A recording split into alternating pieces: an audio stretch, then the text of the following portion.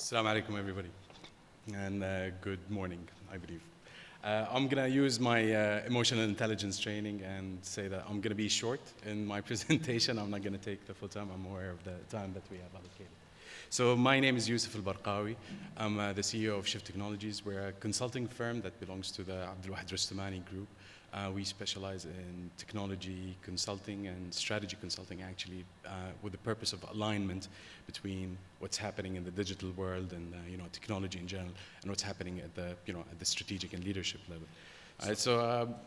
I'm going to focus my presentation today on what is happening in the digital world.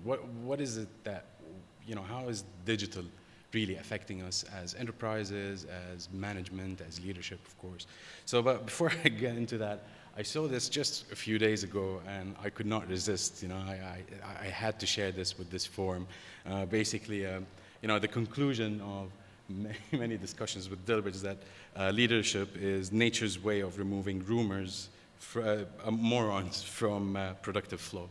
So I just want, basically, a lot of people think that leaders are actually disrupting the operations and disrupting business. But this is very interesting because, there is something happening in the world. Digital is taking us by storm. The world is changing. Business, the way we do business has dramatically changed.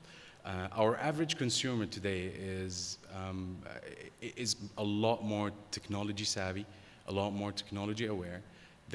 Information is available at their fingertip. Information is there available for them to consume at every single point.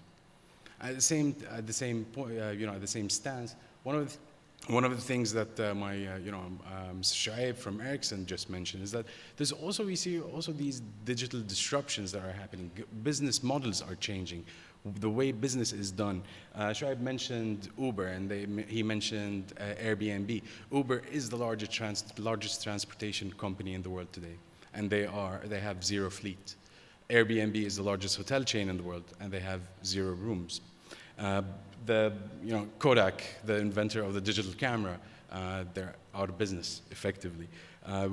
One of the largest banking revolutions and financial services revolutions is not a bank. So companies like Bitcoin.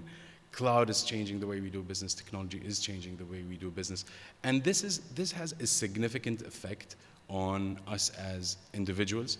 And more importantly, and this is one of the things that I keep on thinking about, is how is that changing the workforce? And what do we have to do as leaders, as business leaders? What is it that we need to understand in order to actually accommodate and understand how do we attract, retain, and enhance the talent that is available out there in the market today? So I myself, when I went to college, I was, everybody was telling me that I'm a Generation X. I needed to be treated differently than the baby boomers and the more traditionalists and their age groups. The world was changing for me, but today when I see, I get CVs of people looking for work that were born in the 90s, and I laugh, I smile to myself, I'm old now.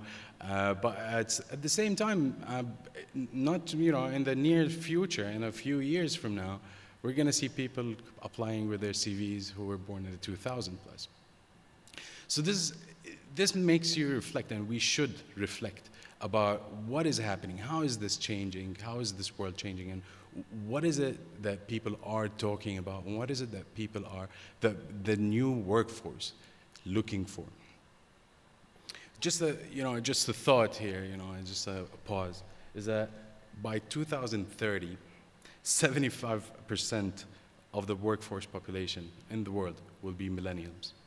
Basically, they will be born, they're the people who were born in the 80s and 90s. So this is just something to consider, because as we progress and as we manage our business and we manage our people, which everybody's talking about, we need to understand what motivates them, how do they work, and what is it that we need to do in order to get the best value out of them for themselves as well as for our business.